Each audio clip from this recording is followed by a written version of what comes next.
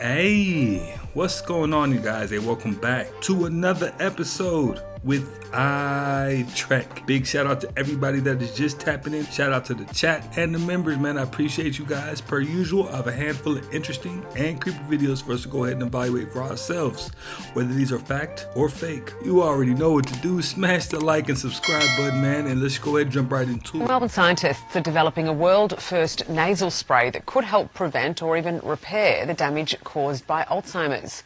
It uses tiny immune particles that can reach the brain and clear the toxic proteins behind the disease.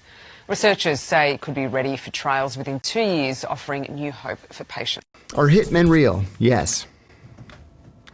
At the National Security Council, there is a committee that meets every Tuesday morning at 9 o'clock to draw up something called the kill list.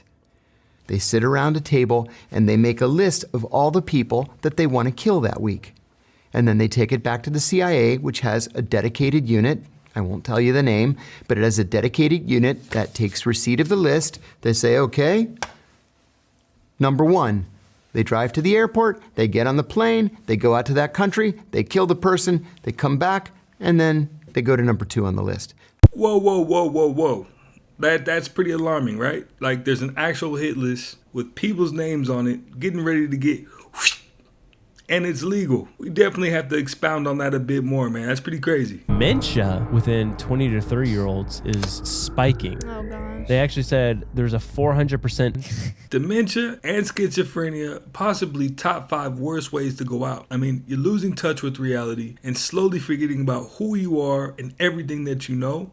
Man, and to think that scrolling could speed that process up is diabolical. Science is starting to say that highly sensitive people have more mirror neurons. Those are the things in our brains that when you look at a baby and you stick your tongue out, a very young baby will stick their tongue out back. Those are mirror neurons, and that's how we learn. That's how we grow, because things are reflected back at us. That's the level at which highly sensitive people observe. Whether they recognize it consciously or not, that's part of our nervous systems. Our nervous systems are more finely attuned, so more is being reflected back at us in those mirror neurons. It's a big part of why we can get so overstimulated, overwhelmed, feel so much. It's part of why we're spongy.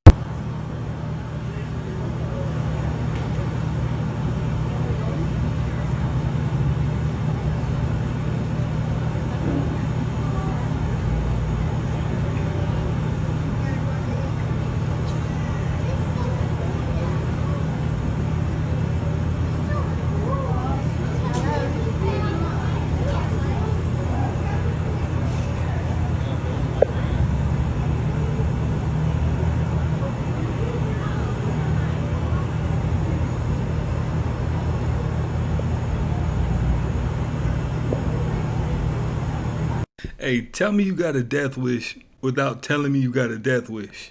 A God-fearing man, you read the Bible. Well, not just God-fearing. I'm connected to God, just like we all are. If you tap in, then your confidence will come out in a different way based off of the fact that you see things happen in front of you, and you're going to be like, that got to be nothing but God. Okay, well, Like, why? it's like, what the heck? I've seen people get in trouble. I've seen people give their ass up. I've seen a lot of things, bro. I've been here for a while. Yeah. So to watch them come and go, you have to have some kind of foundation.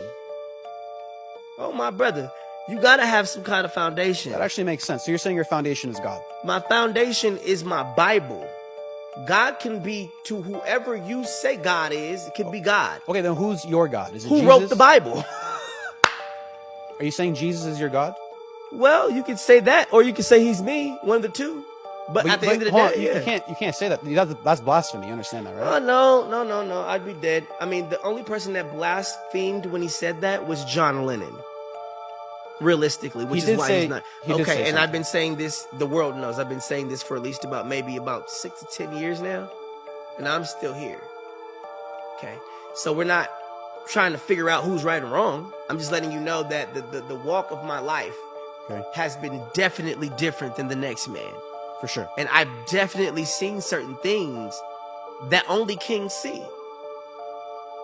I've only been able to recognize things that are not supposed to be recognizable. But I've been trained to see these things since a kid. Yeah. Why am I being trained? Why was I being trained? How am I able to identify these things? That's definitely the gift and the blessing. So knowing that can't come from man, there is a God. The more Orlando talks, and expounds on what he knows and what he doesn't know, the more he's starting to make a little bit of sense. Just a little bit, you know what I mean? Not too much, but, and he's still entertaining. Wait a minute. You're telling me that Ellen left the United States and went to the UK, right? You're never gonna guess what comes next. There she is. She honestly looks like she's hiding, does she not? Anyways, fled the United States for who knows what reason, and then her mansion floods in the UK? The one that she just went to? This story is writing itself. If conspiracies are not getting censored, then why are the only books on extremely controversial conspiracy topics the ones with prices like this, making them almost impossible to investigate? Let me show you. A Nation Betrayed by Carol Rutz. Apparently, she was sold to the CIA at a young age, and for 12 years they were doing ritual programming, MK Ultra to her to try to split her mind into multiple different personalities. And so this book would be her testimony with declassified documents proving that MK Ultra was real, that the government was experimenting on children to essentially create assassins or spies, and that your tax dollars paid for it. The book, $306. Wait for the price on this one. This one's called Microwave Auditory Effects and Applications. It's about how the government created technology to transmit thoughts directly into the human skull, making people hear voices that aren't actually there. No sound waves, they just beamed the thoughts into your brain. And boom, $1,200. Dolce Base by Greg Valdez. His father was actually a New Mexico police officer, and I looked into this. There was cases where Air Force intelligence was running supposed disinformation campaigns to make people believe that aliens were doing cow mutilations, but his son connected evidence about what was happening underground in underground facilities across America. So just his evidence is in this book. So I guess the government doesn't want you looking into this because it's $2,600. This book, it says very rare, Children for the Devil by Tim Tate, but it includes actual testimony of survivors of SRA, I can't say what that word is, SRA, if you know what I'm talking about, you know, of children disclosing identical stories of the same thing, abuse, I can say, and the book was silenced, so now hard copies are about $350, give or take. This book kind of goes into Mick Martin preschool stuff. I'm not going to say the entire name of this book, you can read it yourself, but Cover Up of the Century by Daniel Ryder. Basically, he kind of went into how different foundations were trying to discredit victim stories by releasing false information. And this book on eBay right now, or Amazon Books, is going for $3,000. Someone does not want you reading this book. Last but not least, I actually have this book, The Dog and the Satan. Can't find it anywhere. It's about $350 online. I didn't go out of my way to find this book. I found it at a thrift store. And you can look it up, what it's about. Cannot show that logo. I am afraid of getting banned. Yes, I actually am. I'm not going to show you what that says there. But with books like this, you definitely should be asking yourself, is there hidden truths, hidden agendas, things they don't want you to know? Of course there is. They try to hide and bury the truth, but those out there will find it.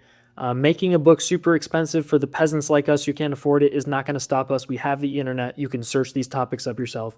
Have a great day, everybody. Now, I'm sure there are ways to obtain these books, free 99, but at face value, most of those books are pretty expensive for the information that's inside. So that is pretty wild. I ain't going to lie. Those things about space is there is no gravity, so you can control how fast or how slow you want things to go. Here is the only person in the universe who was able to pitch a ball and then hit the same ball and then actually go into the outfield, spaceship, and then catch that ball too. It's incredible. Are sleeper agents real? Yes, they are. And the country that is the best at using sleeper agents is Russia.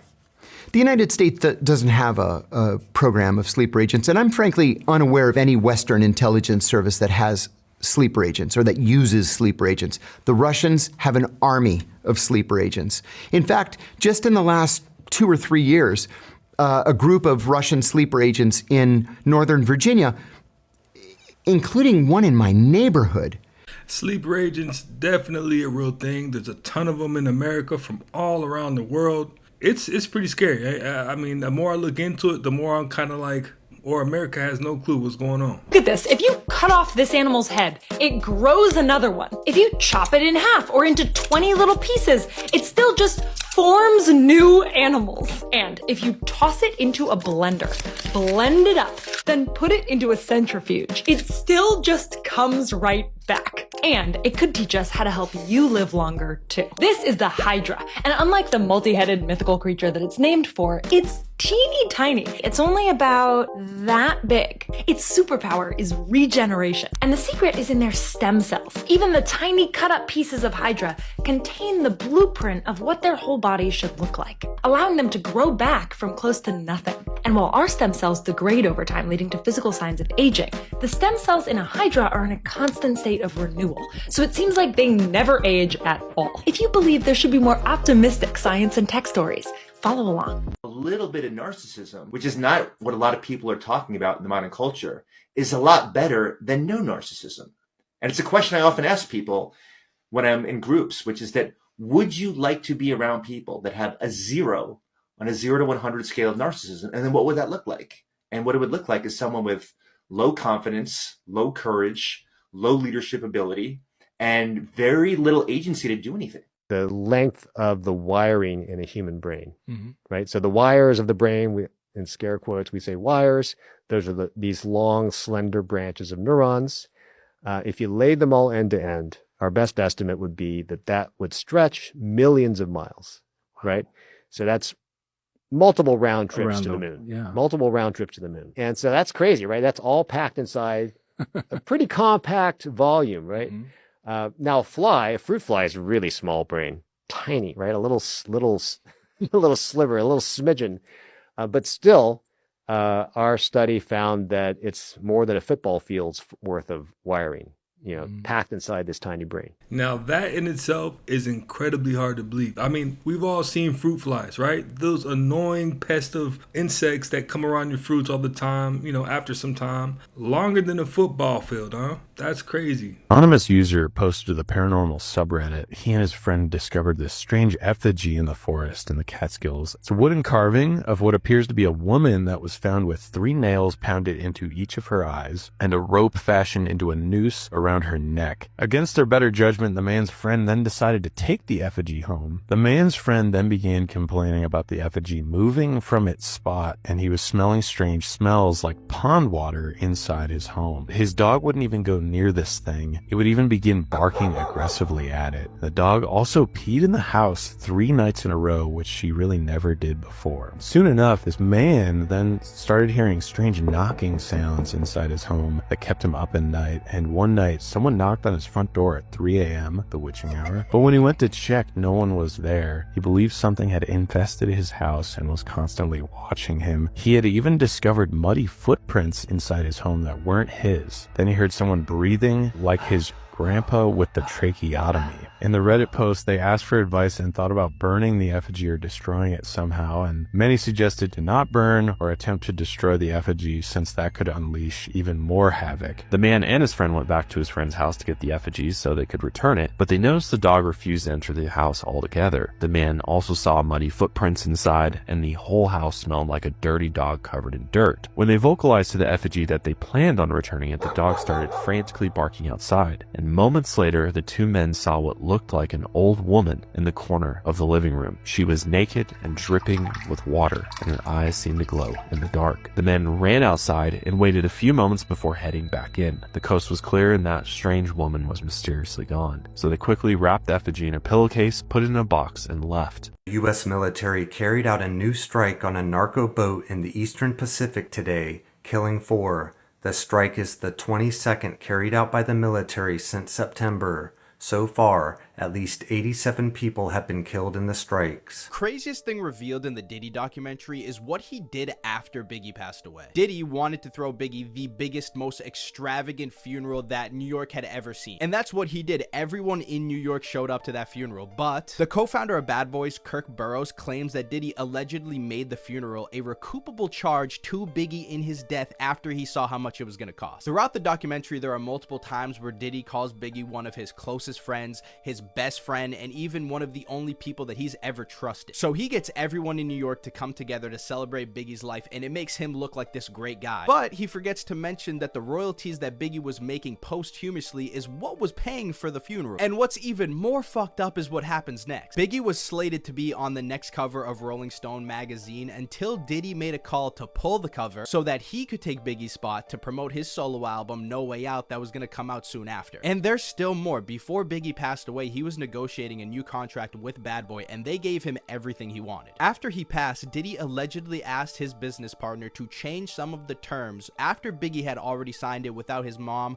or family knowing, so that they would be more favorable for Bad Boy. Kirk, the co-founder, said that that wasn't right and he wouldn't do it, and 9 months later he was fired. Meanwhile, Diddy is becoming a rock star, dancing on national television with Sting as a tribute to his best friend. Now, I had a chance to check out that Diddy documentary, and it is pretty polarizing, definitely, because you get to see a side of him that you know was obviously shielded for so long. And there were signs of what was going on in that Bad Boy camp, but now we really get to see. Definitely check it out and let me know what you think about it. Went down the lottery rabbit hole. It's literally a scam. Because who wins all the time? The government. Yeah. Think about it. Yeah. Every time somebody wins, they get their cut before you even get yours. Oh, yeah. Taxes, for sure. But here's the thing, it goes even deeper. So with lottery winners, a lot of them are actually, they have government ties. They're like federal workers, or they have government jobs, or they're part of the government somehow. Even Epstein, he allegedly won the lottery. Did you hear about that? No. So get this. This is a crazy story. This is crazy. So get this. He has a house out in New Mexico called Zorro Ranch. Now, not too long ago, 6-7 years ago, there was a lottery winner who won in Oklahoma. And it wasn't a person. It was a trust. Guess what name? Zorro Ranch. No way. Now, here's the thing. Now, people are saying, well, Oklahoma's not too far from New Mexico. Maybe it's some type of, just a coincidence. But what was weird is that this trust is the same name as the trust that he had in New York. So you don't think he has more than one trust named Zorro? And he has a place named Zorro Ranch that's close to the same place? Weird. Again, it just gives way. Is the lottery a scam? Because it looks like it. I think it's all ran by the government. Hey, Corey. What's up? Does this picture look good of me? I'm not seeing an image on my side at the moment, so maybe it didn't Hold on a second, let me pull it up. What about now? Oh, got it now. Thanks for the heads up. Yeah, for sure. So, absolutely. From what I'm seeing, it does look pretty good. The lighting seems nice, and the overall composition is solid. If you have any specific tweaks in mind or want any suggestions, just let me know. So you're watching me through the camera? Nope, I'm not watching you through any camera. Well, how'd you see this image? I see how that might have sounded. I just meant that I can see the image you uploaded. Oh, I didn't upload one. Oh, gotcha. Sometimes there's just a little confusion in the... Let me take your picture and see what you think. All right, I took your picture here. I always show you there's symbolism no matter what, and this Diddy documentary by 50 Cent is no different. Pay attention to the necklace that he's wearing, that pyramid, and more symbolism that you see in this documentary is pay attention to the choice of socks that he is wearing at the beginning part of this documentary. The lightning bolt. And that's more symbolism right in front of your face. Because the lightning bolt represents Lucifer. It represents Satan when he was kicked out of heaven. And if you don't believe me, you can go do your research, and there's plenty of different bands and stuff like that that have used this lightning bolt symbolism. because that's what it represents. It represents Lucifer when he was kicked out of heaven. So every single time they have to show you their signs and their symbols, and this Diddy documentary, The Reckoning, is no different when it comes to these signs and symbols that they continue to show you. Researchers have created a needle-free injection which reduces pain, contamination, and helps with needle phobia, which is pretty widespread. It pushes a fine jet of liquid medication through the skin using lasers, and it's pain-free as it doesn't disrupt nerve endings. Michael Jackson and Disney made a short film that low-key predicted the future of Star Wars. Here's a few interesting facts about Michael Jackson's most slept-on short film, Captain EO. Captain EO was the most expensive film per minute ever made at the time, more than 5 times more expensive than Thriller that came out a few years prior. The short film came out in 1986, 2 years before Moonwalker, and cost Disney around $23 to $30 million, which adjusted for inflation would be about $60 to $70 million today. Now, when I said Captain EO predicted the future of Star Wars, I didn't mean that literally, but it is interesting to know that George Lucas was actually the executive producer of this film, and he was heavily involved with the creature design as well. It's just ironic that George Lucas worked with Disney on a space movie, and then Star Wars ended up being owned by Disney. EO was also directed by the same man who directed The Godfather. That's right, Francis Ford Coppola himself, who also directed movies like Apocalypse Now, actually directed a movie with Michael Jackson that was produced by George Lucas. I Just Can't Stop Loving You was actually not the first single from Bad to be released, because a year prior to Bad coming out, MJ released Just Another Part of Me as a part of Captain EO's soundtrack. And if you really listen to the lyrics, it's a bunch of references to like space and the planets and stuff like that. And lastly, Captain EO was a regular show at Disney parks for about 13 years, from 1986 till about 1998. It played at 4 different Disney parks: Disneyland in California from 86 to 97, Epcot in Florida from 86 to 94, Disneyland Tokyo from 87 to 96, and Disneyland Paris from 92 to 98. And it had a tribute return at those same exact parks from 2010 to 2015 after his passing. And that, ladies and gentlemen, is a few interesting facts about Michael Jackson's Captain EO. Is there any other MJ facts that you want me to cover? Just hit me up in the comments and let me know. I had no clue Michael Jackson did a short film. If you've seen it, definitely let me know what you thought about it down in the comments, though. So clearly there's like some sort of governing intelligence that we can tap into that is divine. And if like you have good intentions, you can be granted access into it. So there's people that have what's called evil inclination. I forget the Hebrew term for it, but there's basically evil inclination, good inclination. Evil inclination can prevent someone from being able to open up certain levels of communication with the divine. So is that what archons are? Are they kind of like the spiritual bodyguards to keep you from going to certain planes when you're not spiritually ready? Right, and they also act on behalf of God in a form of punishment. Humans are the only species that will spray food with poison to stop other creatures from eating it and then go and eat it themselves. How does that make any sense? As always, thank you for your support. The main reasons you will never find me in the pool other than the first day is because these people have been there for the entire day and they've been drinking, but they have not gotten out once to pee. Where's the water going? I already told you about those pools now. Don't fool yourself. Next time someone tells you that they're cold, just remind them that cold does not exist. That is not a property of matter. Only heat exists. Cold is merely the absence of heat. You could actually control squirrels by using your hand in a wave motion, and you could see that the squirrel comes towards me. I don't believe this TikTok voodoo magic. Ain't no way you could control a squirrel with a hand motion. That would mean we're in some kind of simulation or... Ain't no way. Ain't no way. Stop the cap. Why does food taste better when somebody else makes it? Food actually tastes better when someone else makes it because of your senses. As you're prepping the food, cutting the food, cooking the food, you're smelling it and getting used to it. So when someone delivers you a plate that's just made, but you weren't around for it being made, it enlightens all those senses. Why can't you remember most of your childhood? Well, this is called childhood amnesia.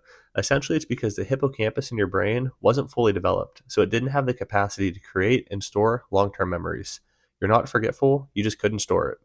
Follow for more PT without the boring lecture. Look at the little things that people do. If their desk is disorganized, if they're continually 10, 15 minutes late to a meeting, if they dress a certain way that's not slightly inappropriate or whatever, people give off signs in everything they do, in how they take off their jacket, in how they pour a cup of tea, something about their character and personality that they're not conscious of, but is revealing so many things about what's going on behind the mask that they're wearing. You're just not attentive to it. Putting a tree inside your house for Christmas is one of the most pagan things you can do. I'm the Gentleman Occultist, and let's talk about where this comes from. Long before Christmas ever existed, ancient pagan cultures across Europe celebrated Yule, the winter solstice, the longest night of the year. And during that darkness, they brought evergreen branches, wreaths, and whole trees into their homes as a symbol of life that survives the winter. And the evergreen tree became a promise. Light will return, spring will come again, life endures. And this tradition didn't just come from one place, several cultures shared this idea. Some of the biggest influence came from Germanic and Norse paganism. During Yule, people would decorate their evergreen trees with apples, candles, runes, charms, and it represented the sun, blessings, and the spirit of their ancestors. Evergreens were believed to protect the home from evil spirits during the dark months. The Celts viewed the evergreens as sacred because they stayed green when everything else died. They would bring branches indoors as protection and good luck, believing that they housed woodland spirits. Romans decorated their homes with evergreen boughs during the festival of Saturnalia, celebrating renewal and the return of the sun. So how did this tradition become Christmas? Well, centuries later, Christian missionaries realized that they couldn't get pagans to give up their winter traditions, so they absorbed them. By the Middle Ages, the Yule tree blended with Christian symbolism. Apples became ornaments, candles became lights, blessings became prayers, evergreen protection became a Christmas miracle. But the meaning, renewal, hope, and the return of the sun stayed the same. So whether you want to call it Yule or Christmas, the symbolism mostly stays the same. It is about life in the dead of winter and hope when there is darkness. And it's a reminder that warmth and light always return. Ex tenebris lux. Why does a dying person sometimes say rude or mean or hurtful things to their loved ones when that's normally not how they would behave or act, or it's normally not something they would say? When someone is dying, there are different metabolic and chemical changes going on inside of the body that can then cause basically these toxins to build up within the bloodstream. And those toxins can then go to the brain, and it can cause different personality changes. It can cause different behavior changes. It can basically make someone act or be in a way that they wouldn't normally act or be when they were otherwise healthy. A lot of times families aren't aware of all of the different changes that happen inside the body when someone is dying, the things that we can't actually see physically. And so especially if a loved one has died after they have said these hurtful things, oftentimes we as families can feel this complex sort of mix of emotions. In one sense, we're sad and we're grieving, and in the other sense, we kind of feel this anger and hurt. And, you know, we may not be able to right that wrong or right that situation if someone has died. Hopefully you can know and trust that when your person was dying, it was probably the disease talking, the changes within the body that were talking, not the person that you knew and loved and who wouldn't normally say this. My name is Katie Duncan. I'm a nurse practitioner and an end-of-life coach. Follow me for more end-of-life education. Now that's deep, because I know somebody that recently went through that and they were very confused because the person on their deathbed was their grandfather, and he was a very loving and sweet person. But towards the end of his life, he definitely became bitter in his last days, and my friend was very confused by this, so that makes a whole lot of sense. Part 6. Let's go. Past, present, future are woven, not sequential. Current actions influence how you remember the past and what futures become available to you. When it comes to healing in the present moment about something that happened, it alters our timeline completely. That's even reinterpreting a memory. Back to dualism from part 3. Mind and matter are two sides of the same reality. Your thoughts are not separate from physical life. They are energetic patterns that can crystallize into matter. As they say, dis-ease in the mind creates disease in the body. Every part contains the whole. The aura, your DNA, and a single cell can hold the pattern of the entire universe. Reality around you is just reflecting you, and you are just reflecting reality. It's this endless mirror. Putting my final thoughts below. More to come. Stay tuned. So this guy might have the most insane LinkedIn profile that I've ever seen. You see, Jensen Huang has only had 2 jobs in his entire life, and the first one was working as a dishwasher at Denny's for over 5 years. However, after quitting in 1983, there was a 10-year gap in his resume, to which very casually, his next job was being the founder and CEO of Nvidia, aka the most successful company in the history of the world. I mean, how someone goes from working at a diner to owning a $5 trillion company is a mystery, but honestly, having your resume look like this might be the biggest flex of all time. These are the clips that'll let you know never give up. We're talking about Denny's to a $5 trillion company. That is mind-blowing. Cremation isn't fire, it's this. Most people think cremation is just a giant bonfire, but here's the truth. It isn't the flames that reduce someone. It's heat plus time. Now, inside the crematory retort, temperatures can reach anywhere from 1600 to 1800 degrees Fahrenheit, hot enough to break down the body to bone fragments. And those ashes, well, they're not ashes. They're processed bone that are ground down after the cremation ends. So next time someone says they turn to ash, you'll know the real science behind it. And that's your fun funeral fact. What happens when I die? You wake up into spirit again. Remember, you've never left. You just wake up from this dream. Kind of in the same way, I would imagine that if you have a dream at night when you're sleeping, and it seems so real, and then you wake up and you go, as real as that was, this is who I am. So when you die, as real as this seemed, oh yeah, this is who I am. I've just had this amazing dream, and I'm going to learn from it. But this is me. And every level is probably like that. Oh yeah, this is who I am. So I think it's a series of aha wake-ups into going into spirit and dying. You know, and certain things seem to happen similarly for a lot of people in terms of you kind of like, okay, I'm looking back at this life I had. Again, you're kind of reviewing the dream. You learn from it. You might meet other beings that have gone on before you that are happy to greet you, crossing over again or waking up. So I'm like, hi, you've been asleep. Hi, welcome back. Good morning. And you have different possibilities. Time and space are way more flexible there. You can manifest things probably pretty quickly, almost instantaneously, and make them seem very physical and very real, even though they may not be. That seems to be typical patterns people report from things like near-death experiences. But, you know, it's, I think, kind of like waking up because this is a dream. So all our loved ones, our soul groups, shall we say? You can have soul families. Yeah, absolutely. Friends, families. Why not? You have them here. There's no reason not to have them there. And they probably start there. Since this is a dream, the soul families really are probably more there than they are here, even though they can choose to say, all right, I'll share this dream with you and I'll have an incarnation. But in reality, the spirit is not in the body. The body is in the spirit. Because again, all you're doing when you die is I'm expanding my focus. I'm taking the glasses off, taking the tunnel vision away. Oh yeah, look at how much more there is. Look at how much more I am. I remember now.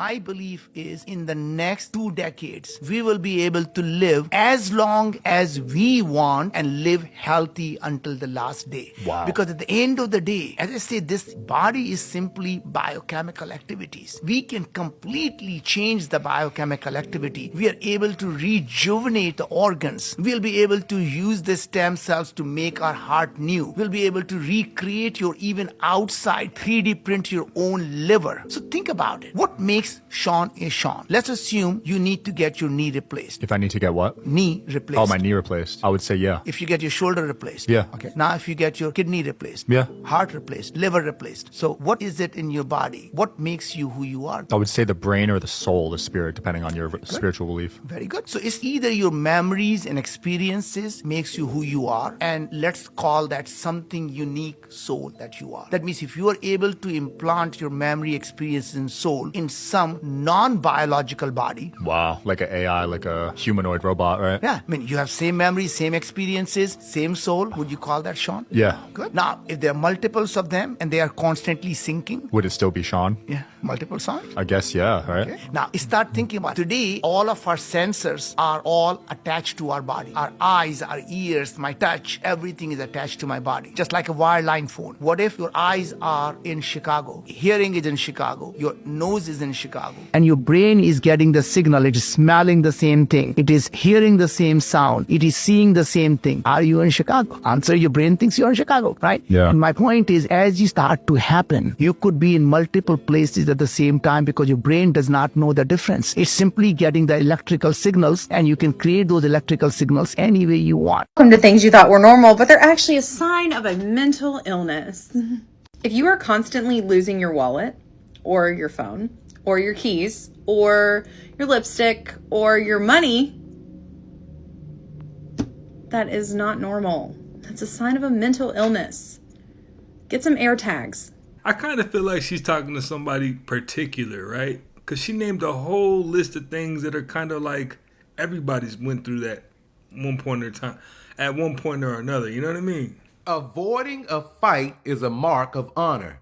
Only fools insist on quarreling. Why would Kobe call himself the Black Mamba? You see, he didn't have the Holy Spirit like you and I have. Kobe Bryant was a lover of Persian military history. Now, going back thousands of years within the Persian antiquity of war, many of the soldiers would replicate a certain animal that they would cut open, place its blood on its chest piece, right? And would suck the blood before going into battle. Kobe Bryant did that with his jersey. Not just the Persian soldiers, but the soldiers during the Greek and Roman empires. They wanted to replicate a black mamba. They wanted to replicate a cobra.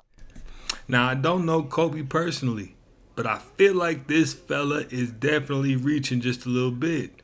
Let me know if you agree with me down in the comments.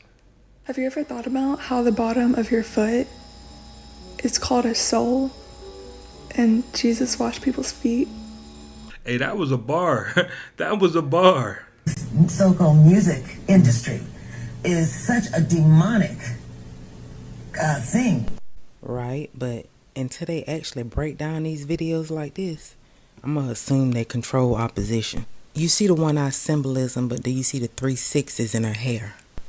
Right here, she's throwing up the pyramid, just like the rest of them.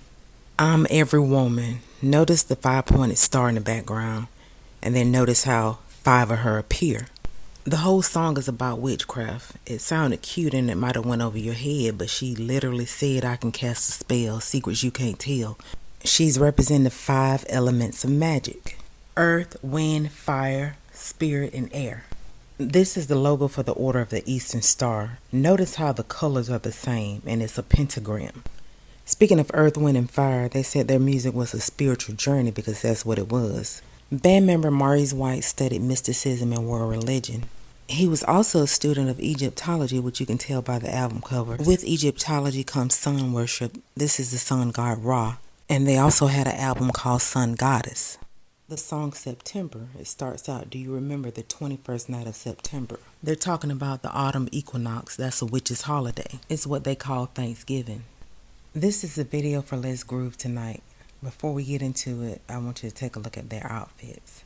It's a lot of people that think that we are starseeds and that we're descendants of the Anunnaki.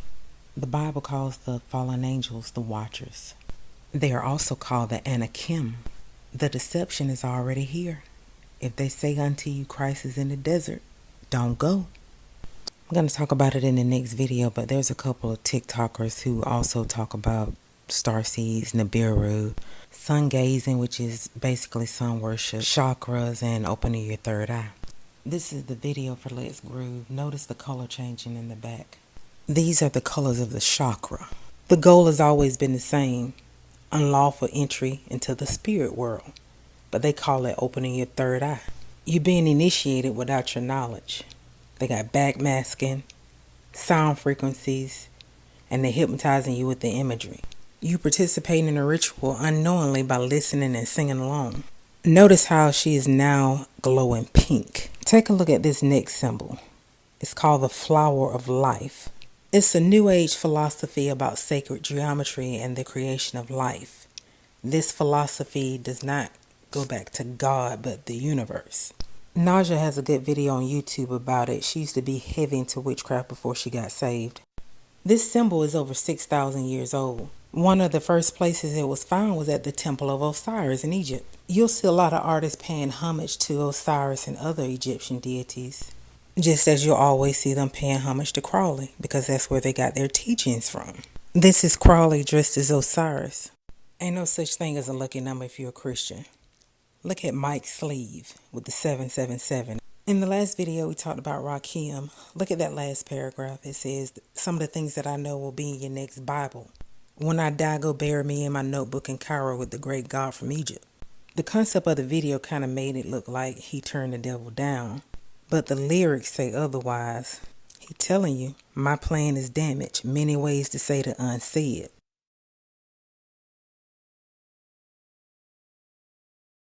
You keep waking up in the middle of the night, check the clock, because according to traditional Chinese medicine, the time you wake up at night can actually be saying something that your body and emotions are trying to tell you. In the Chinese system, every organ is tied to your emotions, and everything follows a 24-hour cycle. So when you pop awake at the same time every night, it's kind of like your body is sending a little notification about something. So let's start at the beginning. If you're having trouble falling asleep, Chinese medicine says you're probably stressed. No surprise there. It's because you're too overstimulated to let your Shen, or spirit energy, actually settle down for the night. Some calming and relaxation practices before going to bed might be in order. Waking up between 11 and 1 a.m. is tied to the gallbladder in Chinese medicine, and that suggests you're struggling with emotional clarity and decision making. 1 a.m. to 3 a.m. is the anger window, and if you wake up during this time, it means your liver is trying to tell you something. In Chinese medicine, your liver holds on to anger, frustration, and disappointment, especially if you're holding it in and not dealing with it. Waking up between 3 and 5 a.m. is a spiritual wake-up call in Chinese medicine. This is when the lungs are said to be most active, and emotionally they hold on to grief and sadness. But this time period is also believed to be when spiritual messages come through the loudest and clearest. So your body might just be processing something heavy, or something might be trying to help you through it. Finally, waking up between 5 a.m. and 7 a.m. is a sign of emotional blockages because of the large intestine, which is all about release in Chinese medicine, both physically but also emotionally. So it might be because you're holding on to things that you need to let go of. So if you're waking up at the same time every night, it might not be your body trying to sabotage you. It might just be trying to get your attention. Now, I'm sure there's a lot to this, but at the same time, like, my work schedule is pretty wild. So I might wake up at any of those times, and I'm pretty sure it doesn't have anything to do with what he was talking about. That's definitely good to know. Now, are you waking up at any of these times, and does any of that resonate with you? Because if it does, then there's some validity to it. Everybody doesn't serve God. Some people serve the devil.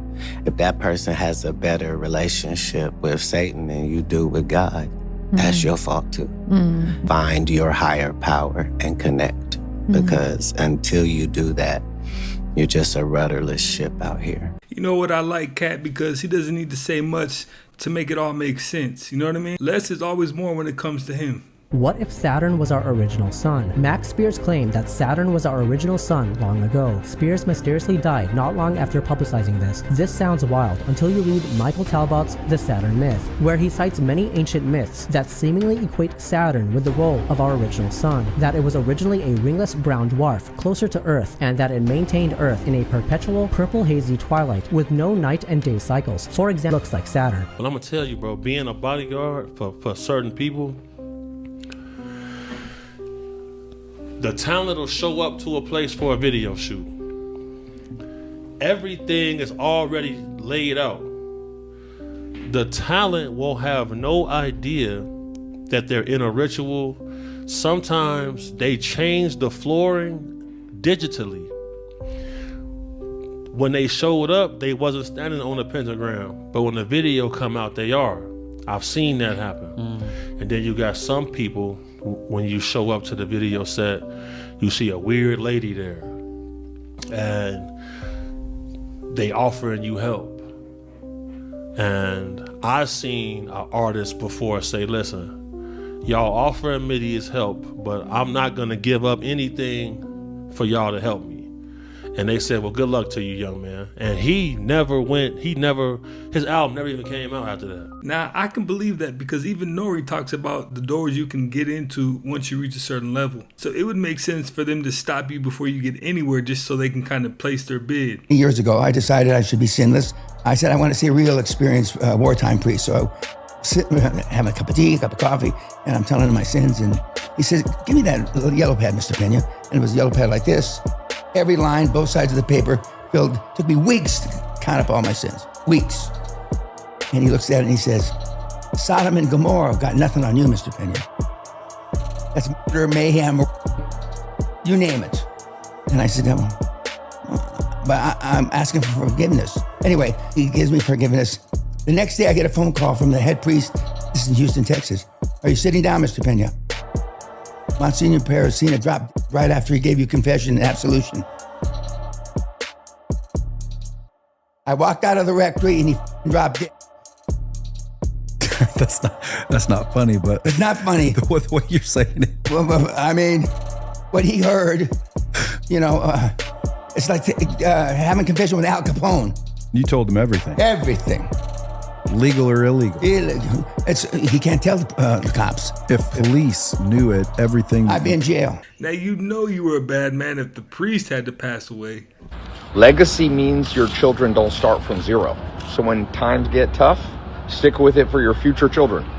Like the philosopher Nietzsche said, he who has a why to live for can bear almost any how. Now he spoke pure truth on that, I won't lie. Because if you're doing it for somebody, it gives you a reason to keep going. It's facts. Well, you guys, hey, that's another one in the books, man. I appreciate you guys for stopping by and watching another one with me, man. If you haven't already, hit that like and that subscribe button, man. And I definitely will catch you on the next one.